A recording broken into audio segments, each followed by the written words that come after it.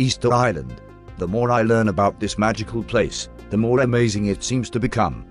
I have become consumed by its history. Not only is it many thousands of kilometers from the coast of its nearest inhabited neighbor, but it still possesses features and characteristics that, although largely overlooked by mainstream academia, could unlock certain aspects of our forgotten past. Not only is there confirmed reports of the island once being inhabited by giants, but there exists concrete links to an ancient network of structures which had an as yet unknown function.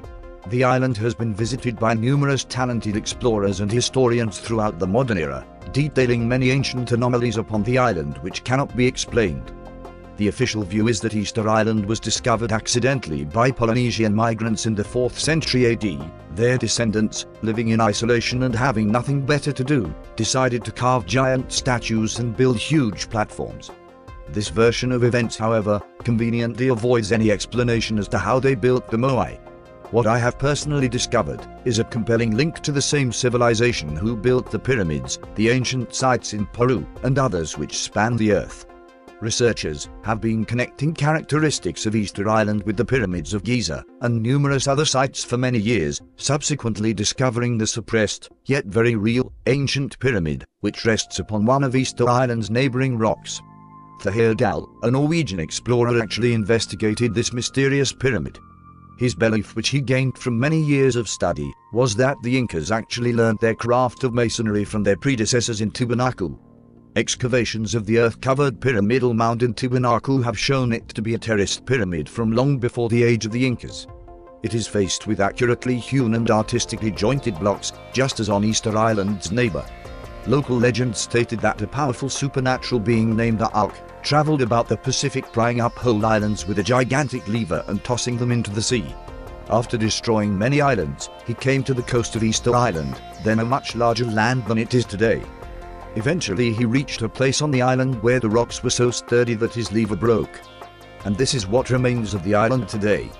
What is interesting about this story is that it tells of the island once being much larger, a hypothesis strongly supported by numerous areas of study, along with the oldest archaeological remnants upon the island. William Routledge, a British explorer, discovered traces of a track of great antiquity, finally finished, which runs round what is now left of the island.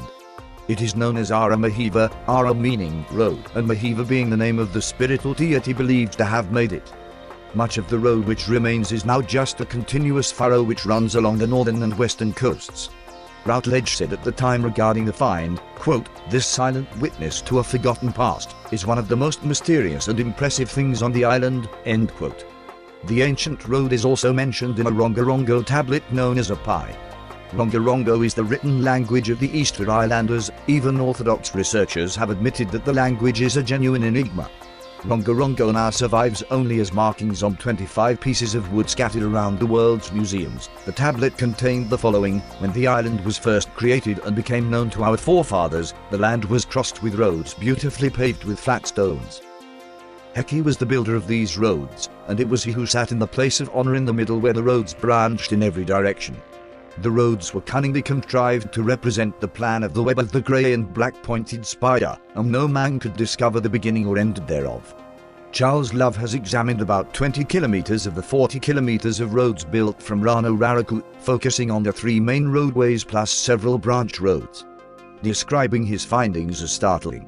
The island's statues, roads, walls and platforms were all clearly built with a forgotten knowledge, and were built for a purpose. According to Egyptian legend, the Sphinx contained portals, a topic I have covered previously. According to its function, 2 sphinx would be on separate horizons from one another. With sphinxes and a very ancient pyramid being discovered in Zinda, I suspected this may have been the location of the other site. However, Giza, Zinda and Easter Island lay on a direct line from one another, a line of travel which wraps around to the exact other side of the earth. One of the former names for Easter Island is the navel of the world. The megalithic Inca capital in Peru was called Cuzco, also meaning navel.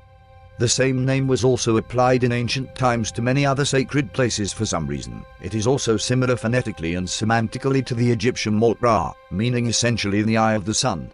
Francis Mazier, who conducted archaeological excavations on the island in 1963, was told by a native elder that the first men to live on the island were the survivors of the world's first race.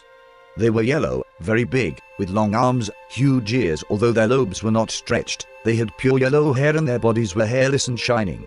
They did not possess fire. This race apparently once existed on 2 other Polynesian islands, and they came by boat from a land that lies behind America. He also noted that most of the island's statues are 5.5 to 7 meters tall, and very few are shorter than 3 meters. About 55 statues are made of other stone, red scoria, basalt, or trachyte. The largest statue ever made, El Gigante, still lies unfinished at Rano Raraku Quarry. It was a monstrous 21.6 meters long and weighed up to 270 tons. Carvers completed the front and sides, but was never liberated from the rock. John Macmillan believed the statues expressed haughty scorn and imperious will. It is the expression of victorious warriors and empire makers. Though the arrogant and resolute look is given to the faces of all the statues, it is never the same on 2. Everyone looks as if it had been intended to be an individual portrait. Was Easter Island intended to be a temple celebrating death and the path of the sun, that during its original construction was halted due to some form of cataclysm? It would appear, according to the information gathered thus far, that a pre-Incan civilization originally constructed a temple upon this once larger Polynesian island, that subsequently fell into the sea. The remnants of this forgotten people would continue their lives upon the island, passing on a form of this forgotten knowledge which built the pyramids, constructed the statues, and was responsible for many other ancient sites across the world. The figures are as hard as bone below the outer surface, and so is the exterior surface where it has not been subjected to the rain. At one point, an attempt was made to decapitate a statue. It ended in complete failure. Using a hammer and chisel, a member of Heyerdahl's team took half an hour to chip off a bit of rock smaller than the size of a fist in the quarry. At some point in time, it would appear, this last remaining group of people who possessed this lost knowledge was finally extinguished from history. It seems the island's subsequent inhabitants attempted their feat, as when modern explorers made it to the island, the quarry was littered with thousands of crude pickaxes, known as toki, made of dense basalt. Heyerdahl discovered these tools to be useless at quarrying the hard stone. The islanders had a legend that the statues were moved to the platforms and raised upright by the use of mana, a form of supernatural mind power. Either the god Makemake, or priests or chiefs commanded them to walk or to float through the air. The use was made of a finely crafted stone sphere, 75 centimeters in diameter, called Tepi Tokara. Interestingly, it translates as the golden navel, or the navel of light. Their mana would then make the statues walk out of the quarry and across the island in a clockwise spiral. Francis Mazier was one of the few scholars to take the legends about mana seriously. Quote, "What if certain men at a certain period were able to make use of electromagnetic or anti-gravitational forces? On the side of the volcano there is something wonderfully strange. Here statues were brought down over the top of dozens of others, without leaving any marks. Yet the movement of 10 or 20 tons is by no means child's play. The natives said that everything died on Easter Island when mana left it, while at the same time I see the amazing evidence of a quite extraordinary past. It may be that parapsychology will find a sympathetic vibration in this island with its perturbed, confusing magnetism." End quote. Some, the ceremonial platforms, are quite small, but others, the older platforms, are remarkable pieces of engineering, 150 meters or more long, and up to 7 meters in height. Some require the moving of 300 to 500-ton stones, while the Tahai complex comprised of 3 structures requiring the movement of 23,000 cubic meters of rock and earth, weighing an estimated 2,000 tons.